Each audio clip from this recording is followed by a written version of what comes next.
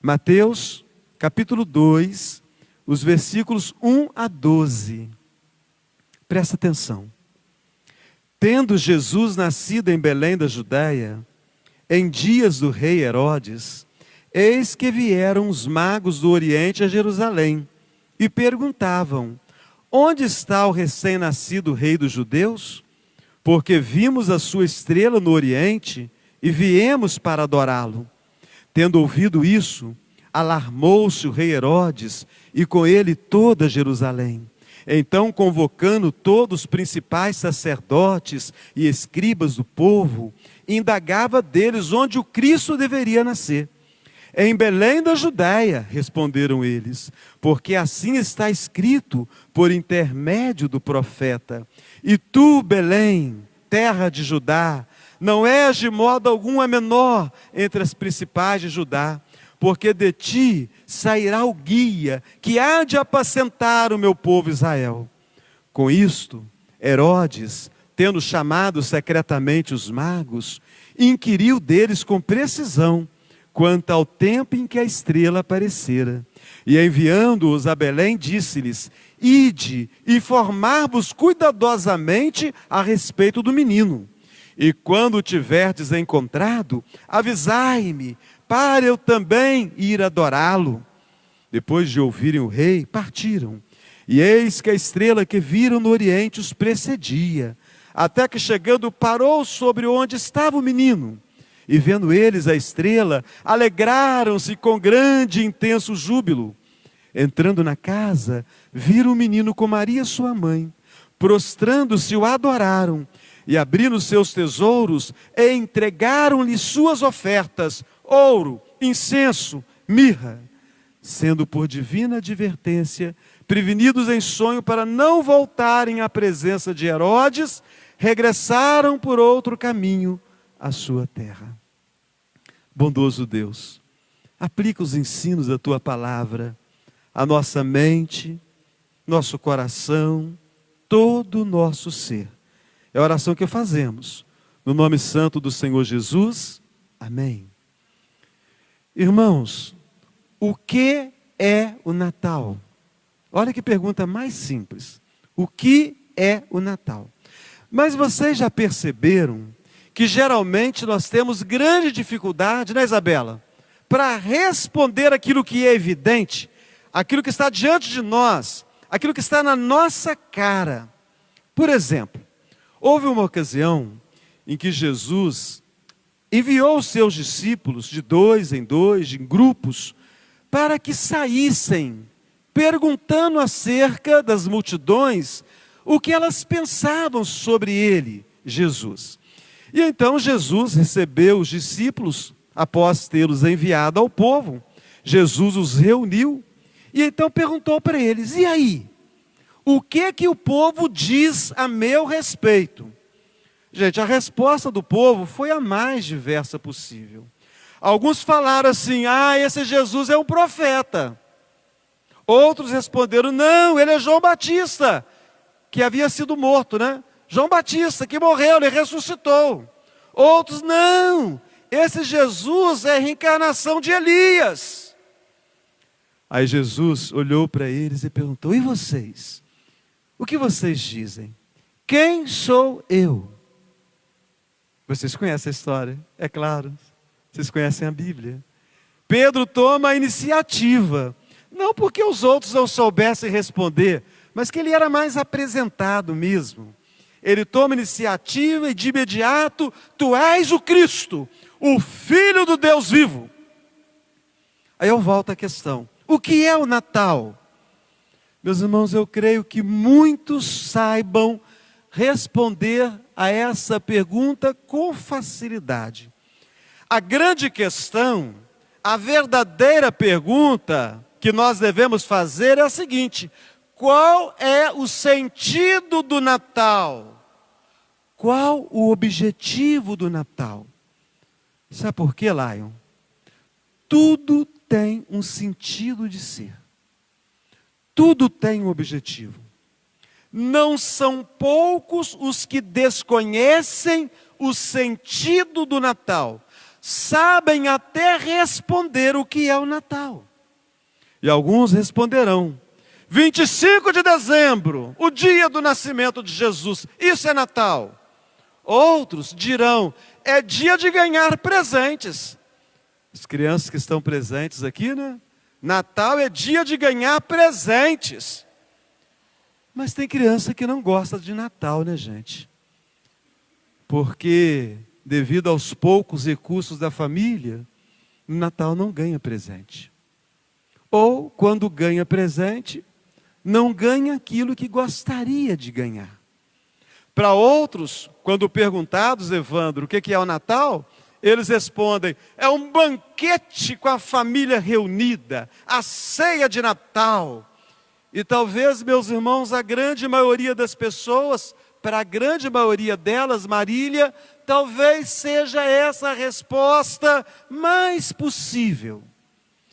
Para os jovens, o Natal, a festa do Natal, é a oportunidade de sair com os amigos, para as baladas, para as festas. No Natal, quantos jovens saem para as festas? Infelizmente, alguns na festa do Natal estragam a festa da família. Se envolvem em acidentes ou se envolvem em situações que não têm retorno. Perceberam? Sabem responder o que é o Natal, mas não sabem, não entendem o sentido do Natal. E é fácil nós provarmos isso. Pelo menos há 3 situações que nós podemos usar, situações corriqueiras, situações que nós vivenciamos, que nos ajudam a perceber que, de fato, as pessoas, elas respondem o que é Natal, mas não entendem o sentido do Natal. Primeira situação, pensa hoje, Natal, sem presente, sem bebida, sem fartura de comida. E aí, Rodrigo? Rodrigo gosta de um churrasco, né, Rodrigo? Um churrascado com a turma, né? Natal, juntar a família, né? O genro fez aniversário esses dias, eu vi lá. Desejou lá um carinho para o genro querido, uma coisa bacana, né? Então, Natal a gente reúne a família. A gente quer comer, a gente quer beber, a gente quer festejar. Mas já pensou, se nós tirarmos do Natal estas coisas, o que nós vamos fazer do Natal? Como a sociedade iria festejar o Natal? No dia 25 de dezembro, sem estes atrativos. O que você mesmo, meu irmão, minha irmã, o que você faria exatamente para comemorar o Natal? Uma segunda situação, Shirlane, tem a ver com o dia 25 de dezembro, dia do nascimento de Jesus. E qual cartório está registrado isso? Será que é no cartório da Betânia? Que está registrado que é 25 de dezembro? Em qual cartório está registrado que é 25 de dezembro? Estudos demonstram que a data real do nascimento passou longe de dezembro. Possivelmente a data provável seria um período entre o mês de maio e junho. Aí eu pergunto, Tânia, como você comemoraria o Natal se fosse acertado a partir de hoje que esta convenção do dia de Natal não mais existiria? Agora, cada um comemora o Natal, o nascimento de Jesus, na data que considerar mais própria. Para Silane é 5 de junho, sei lá o que tem 5 de junho, né?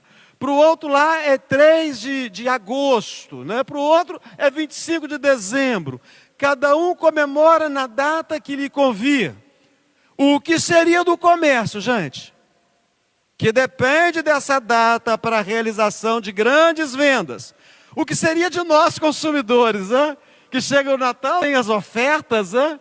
Então nós podemos comprar algumas coisas a mais, iniciar o ano já mais bem preparados, mais bem providos.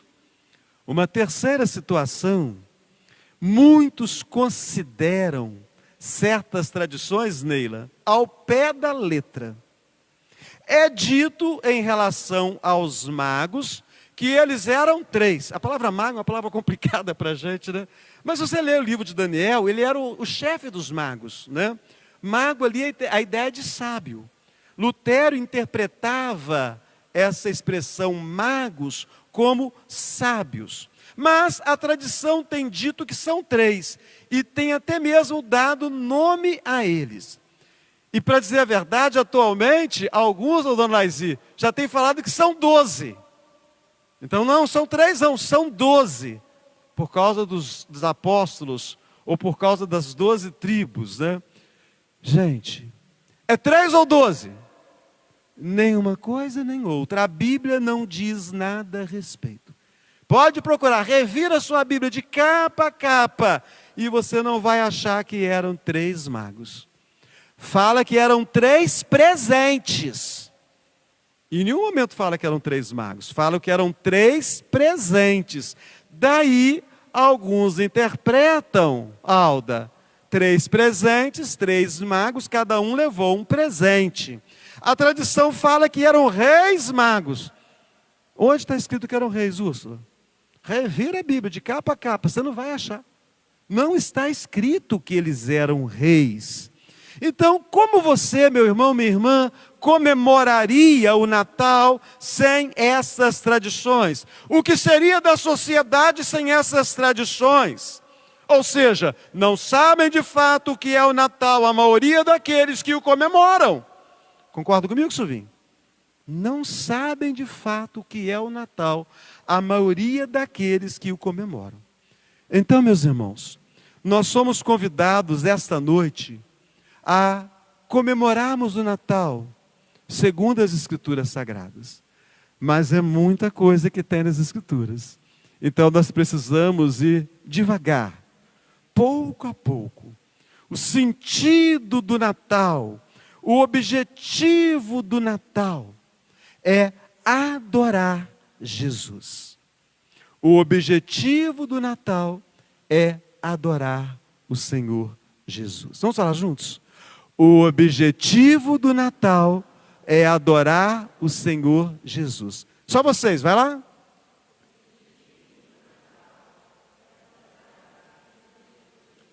De onde nós tiramos isso? Da Bíblia, está escrito aqui, vocês leram. Ó, versículo 2. E perguntavam, onde está o recém-nascido rei dos judeus? Porque vimos a sua estrela no Oriente e viemos para adorá-lo. Natal é nascimento. O dia natalício é o dia do nascimento, né, Selma? Então, Natal é nascimento. Então, meus irmãos, no nascimento de Jesus, aqueles estrangeiros, chamados aqui de magos, eles saíram do Oriente para adorar o Senhor Jesus. Prestar homenagem a Jesus. Tributar honra a Jesus. Esse é o objetivo do Natal. Mas como fazê-lo? Esse texto nos ensina pelo menos 3 passos para a adoração a Jesus da forma correta, para que as comemorações do Natal, por toda a nossa vida, sejam momentos de grande edificação, de grande sentido, de grande experiência, de grande intimidade com Deus. Ah, eu quero adorar a Deus, né, Carol? O que devo fazer para adorar a Deus? Você quer ser adorada? Você quer adorar a Deus? Você quer ser um adorador de Deus? Então seja guiado por Ele. Versículo 6. Vamos ler todos juntos o versículo 6. E tu, Belém, terra de Judá, a menor entre as principais de Judá, o guia. Jesus é o guia. Jesus é o nosso guia. Um guia turístico, ele sabe bem por quais caminhos deve levar os forasteiros, os visitantes, os turistas, para chegar no ponto determinado. As datas que antecedem ao Natal deveriam sempre ser marcadas por bondade, não é verdade? Por alegria, por festa. Mas nem sempre é assim. Há praticamente 9 anos passados, no dia 8 de dezembro de 2016, Uma tragédia acontecida no Brasil repercutiu no mundo inteiro. 2 amigos italianos estavam passeando pela cidade do Rio de Janeiro de moto e, por engano, eles entraram numa determinada região imprópria. Uma região a qual eles não podiam adentrar. Vocês sabem que alguns lugares há nas grandes cidades que você não entra sem autorização. Um grupo de 8 homens armados pararam aqueles 2 amigos. Um deles, apavorado, acelerou e tentou fugir. E então eles atiraram. E um desses italianos foi morto ali. Irmãos, as autoridades orientam aos turistas a nunca andarem sem um guia por regiões desconhecidas. Você vai fazer um passeio e você não vai acompanhado de uma equipe de turismo, de um guia turístico. Se você não conhece bem o lugar, se você não está acompanhado das pessoas daquele lugar, você deve abrir mão do passeio. A nossa bela região aqui do Pico da Bandeira, ela também é uma região em que as pessoas gostam de fazer explorações. E alguns anos atrás eu perdi um amigo aqui, do Rio de Janeiro, genro de um irmão nosso ali do Alto Caparaó. Ele veio passear e resolveu explorar a região do Pico da Bandeira sozinho. Sofreu um acidente. E onde ele estava, ninguém sabia, ele saiu. E como o socorro não chegou a tempo, ele faleceu. Aquele dia foi muito triste. Quando a família noticiou que ele estava desaparecido já há algumas horas e tinha ido fazer uma exploração da região do Pico da Bandeira, ali todos nós sabíamos que o pior, com certeza, havia acontecido. Mas, irmãos, a vida pode ser tão ameaçadora numa grande cidade ou numa região de matas de uma montanha. Nunca ande pela vida sem o guia Jesus. Tal dona Credinha? Nunca ande pela vida sem o guia Jesus. Rafaela? Nunca andemos pela vida sem o guia Jesus. O Salmo 23 nos ensina como era o cuidado de guiar as ovelhas do Oriente. O Senhor Jesus nos guia como um pastor guia as ovelhas, com todo cuidado, não deixando faltar alimento, não deixando faltar água, não deixando faltar descanso.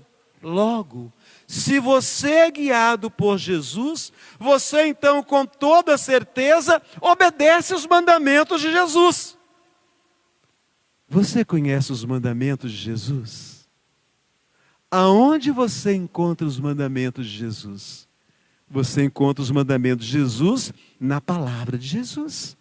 É na Bíblia onde nós encontramos os mandamentos e as respostas para as questões dessa vida aqui e da vida futura. O sentido do Natal é adorar a Deus. E eu adoro a Deus quando eu permito a Jesus ser o guia da minha vida. Você quer adorar a Jesus, com certeza? Então seja apacentado por Ele. Sairá o guia que há de fazer o quê? De apacentar. Sairá o guia que há de apacentar. Ou seja, não basta saber que Jesus guia ao pão, que Jesus guia a água, que Jesus guia a luz, que Jesus guia a vida. É preciso ser apacentado para comer do melhor pão, para beber da água fresca que sacia a sede, para experimentar da luz que afasta as trevas, para viver uma vida plena, uma vida feliz, uma vida realizada.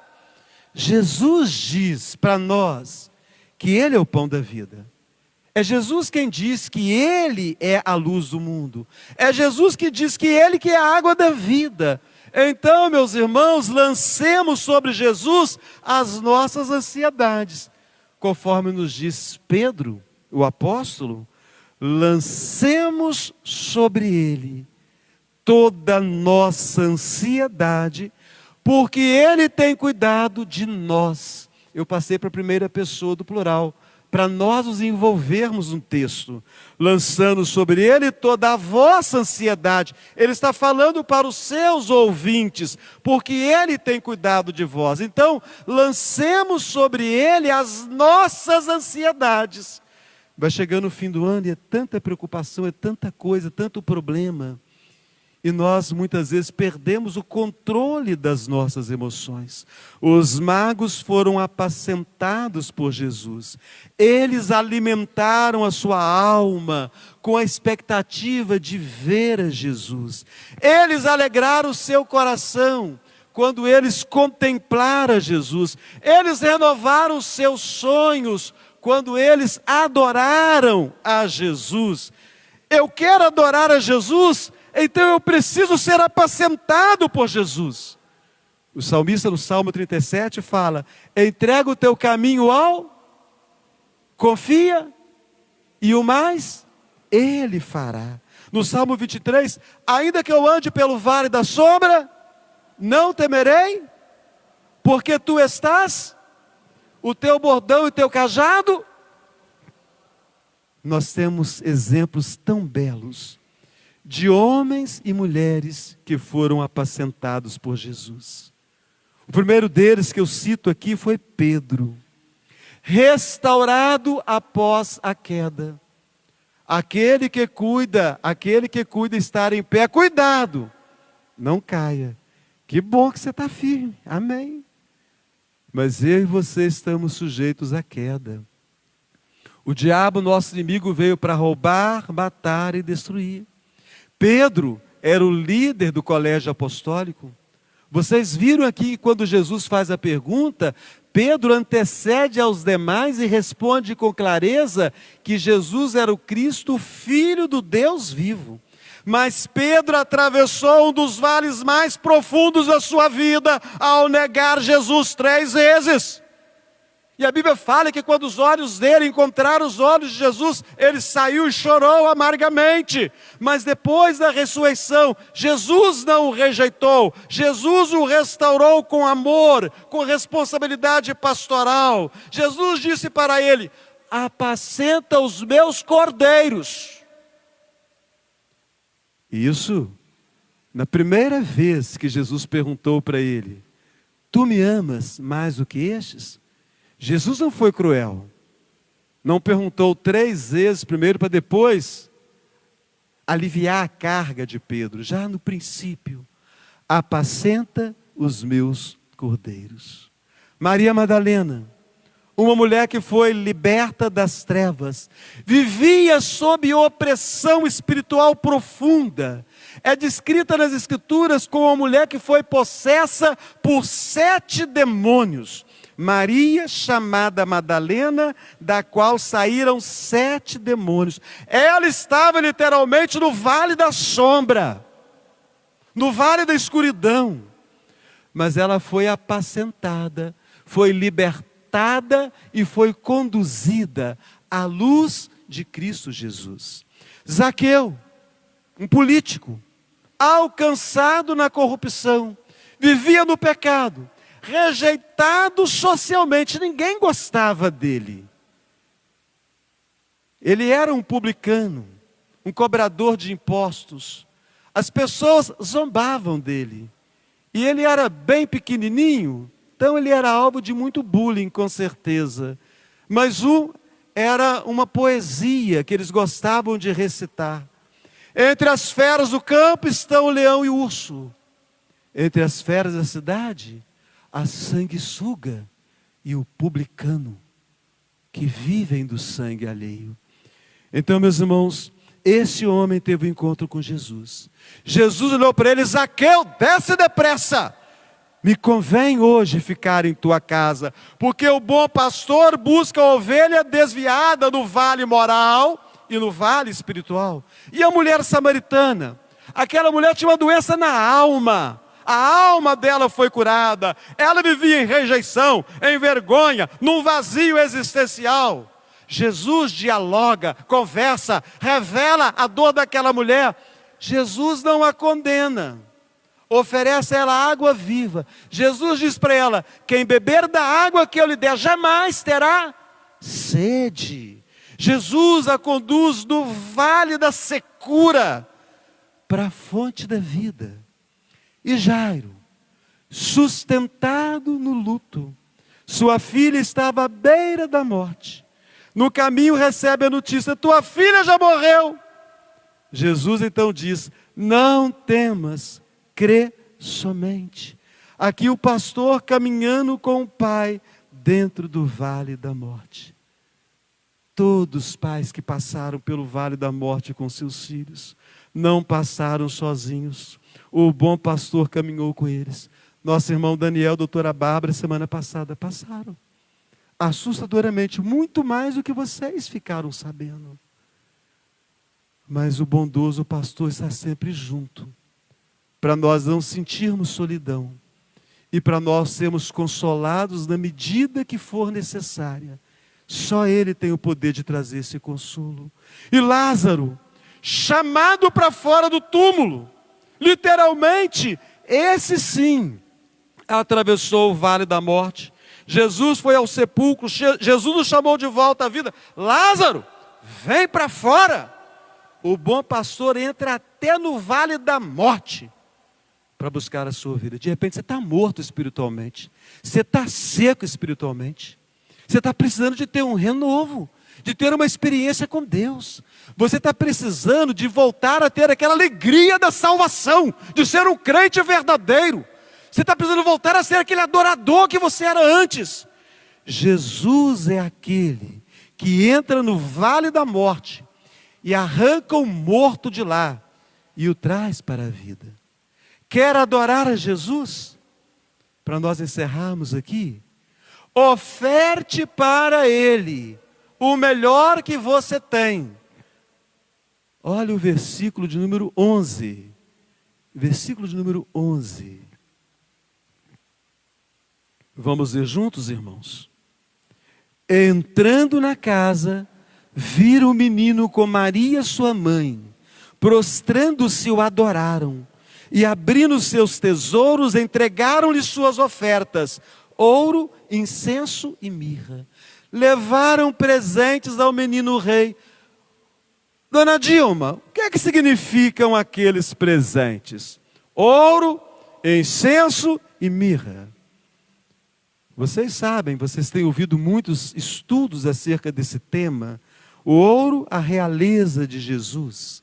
O incenso, a santidade ou divindade. A mirra, o sofrimento.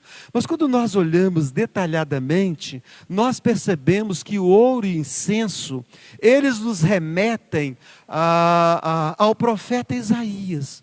O profeta Isaías, no capítulo 60, ele fala: a multidão de camelos te cobrirá, todos virão de Sabá, trarão ouro e incenso, e publicarão os seus louvores.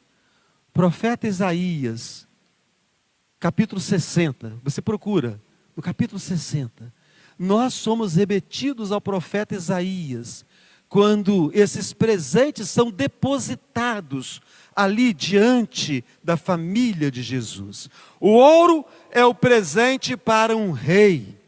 O incenso é o presente para uma divindade.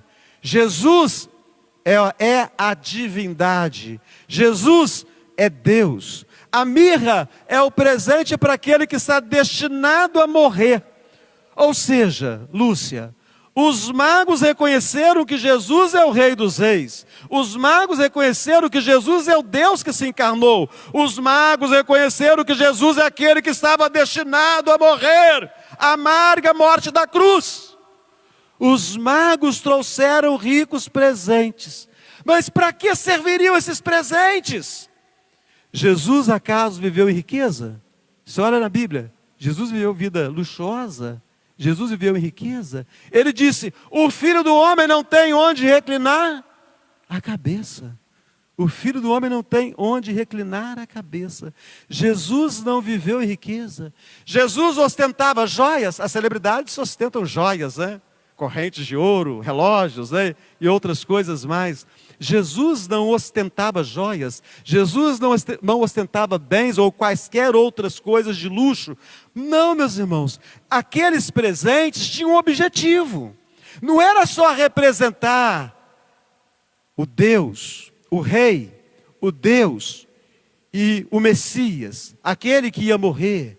O objetivo era financiar a viagem de Jesus, porque era necessário que a família de Jesus fugisse, porque Herodes ia mandar perseguir e matar a Jesus. Então José e Maria pegaram Jesus e, financiados com aqueles presentes caríssimos, eles escaparam para o Egito. Aqueles homens, que poderiam ser 3 ou 12, não sabemos quantos, trouxeram do melhor da sua terra, presentes valiosos, presentes que não ficaram guardados em um canto da casa, mas que foram usados imediatamente para que a profecia sobre Jesus se cumprisse e para que os homens não pudessem tocar nele até que chegasse o tempo determinado. Você quer adorar Jesus, meu irmão, minha irmã? Eu quero adorar a Jesus, então eu preciso, Fábio Júnior, eu preciso oferecer o melhor. Eclesiastes 12, o texto que vocês conhecem bem, lembra-te do teu Criador nos dias da tua mocidade ou da tua juventude. Isso é vigor, força, energia. Nós temos um exemplo bíblico de alguém que deu o seu vigor. Foi o rei Josias. Começou a reinar com 8 anos de idade. Quantas crianças têm 8 anos que estão aqui? 8 anos de idade. O rei Josias começou a governar. E muito jovem ele decidiu buscar ao Senhor Deus de todo o seu coração. E ele promoveu uma grande reforma espiritual em Judá. Ele mostrou que a juventude não é tempo de desperdício. A juventude é tempo de consagração. Benditos aqueles jovens que não desperdiçaram a sua juventude. Benditos aqueles jovens que se dedicaram totalmente ao Senhor. Benditos aqueles jovens que valorizaram muito mais o reino de Deus do que o reino do mundo. Deus deu a Josias força, tempo e futuro. Adorar a Jesus é entregar o melhor da nossa força. Alguns dizem assim, deixa eu ficar mais velho. Eu estou muito novo, deixa eu ficar mais velho. Deus quer o seu vigor. Deus quer a sua força. Para que quando você estiver mais velho, você tenha a sua consciência tranquila e a sua cabeça erguida. E você possa falar como Paulo, que o combate foi muito bem combatido. Que você está aguardando somente a coroa que está proposta a você. No Evangelho de Mateus 6,33, nos fala também sobre como oferecer o melhor. Vamos recitar juntos? Buscai em primeiro lugar o reino de Deus e a sua, e todas as outras vos serão acrescentadas. Meus irmãos, aqui fala de fazer de Jesus a nossa prioridade. A Bíblia nos conta sobre Pedro. Quando Pedro foi chamado, Pedro estava trabalhando, Pedro estava exercendo a sua profissão, Pedro era pescador, e o texto diz que Jesus o chamou, e a resposta dele e de seus companheiros foi imediata. Eles, deixando imediatamente as redes, o seguiram. Pedro colocou Jesus acima da carreira, colocou Jesus acima da segurança financeira, colocou Jesus acima dos seus planos pessoais. Adorar a Jesus, irmãos, é fazer dele a prioridade, é colocá-lo acima de tudo. adorar a Jesus exige renúncia imediata. Quem não estiver disposto a renunciar por causa de Jesus, não é digno do reino de Jesus. Essa palavra é para mim e para você. E Pedro e seus companheiros a atenderam imediatamente. E por fim, Provérbios 23, 26 diz assim: dá-me, filho meu, o teu coração, e os teus olhos se agradem dos meus caminhos. Deus quer a sua vontade, Deus quer os seus desejos, Deus quer os seus sonhos essa noite, Deus quer a sua vida. E o grande exemplo maravilhoso que nós temos, e nós cristãos sabemos usar muito bem este exemplo, Maria, mãe do Senhor Jesus, diante de um chamado que ia modificar totalmente a sua vida, aquela mulher respondeu: aqui está a serva do Senhor, que se cumpra em mim, conforme a vontade do Senhor. Maria entregou a sua vontade, Maria entregou os seus planos, Maria entregou o seu futuro, Maria entregou a sua reputação, porque o que aconteceria com ela era algo inédito. Maria entregou a sua reputação. A verdadeira adoração é dizer como Maria: Senhor, minha vida é totalmente tua. Irmãos e irmãs, entreguemo-nos totalmente aos cuidados de Cristo. O verdadeiro sentido do Natal não está nas luzes. O verdadeiro sentido do Natal não está nos presentes. Não são as tradições que revelam o verdadeiro sentido do Natal. O verdadeiro sentido do Natal está em adorar a Jesus como Senhor da nossa vida. E hoje, meus irmãos, o bom pastor continua chamando vidas. O Senhor está te chamando. Se você não respondeu o chamado ainda, ou se você respondeu algum dia e deu uma paralisada na sua caminhada, o Senhor continua chamando vidas para serem guiadas por Ele, para serem apacentadas por Ele, para serem totalmente entregues a Ele. E assim como os magos, que também nós essa noite nos prostremos, abramos os nossos tesouros e oferecemos ao Senhor o melhor da nossa vida, o melhor da nossa juventude, ou seja, o nosso vigor, o melhor das nossas prioridades, o melhor do nosso coração. Se você deseja viver o verdadeiro Natal, então a sua vida tem que ser totalmente entregue a Cristo, de forma simples e completa, porque Jesus nasceu para reinar, salvar e transformar a mim e a você também. Então adore a Deus hoje, se renda a Jesus hoje, entregue-se a Ele hoje, decida-se por uma nova vida hoje, uma vida verdadeiramente em Jesus hoje. Jesus, o nosso Natal, Jesus, o nosso nascimento, Jesus, a nossa nova vida. Bondoso Deus, graças te damos. Nós sabemos falar o que é o Natal, mas nós não sabemos viver sem algumas coisas que caracterizam o Natal. Por isso, de fato, nós não entendemos plenamente o sentido do Natal. O sentido do Natal começa com a adoração a Jesus, Senhor e Salvador das nossas vidas. E nós que vamos comer do pão e beber do cálice daqui a alguns momentos, que nós obedeçamos a palavra que diz, para adorar ao Senhor de todo o coração, com toda a alma, com todo entendimento, com todas as nossas forças. Fazendo assim, sairemos daqui essa noite, começando a entender o verdadeiro sentido do Natal. Assim oramos, no nome santo do Senhor Jesus. Amém.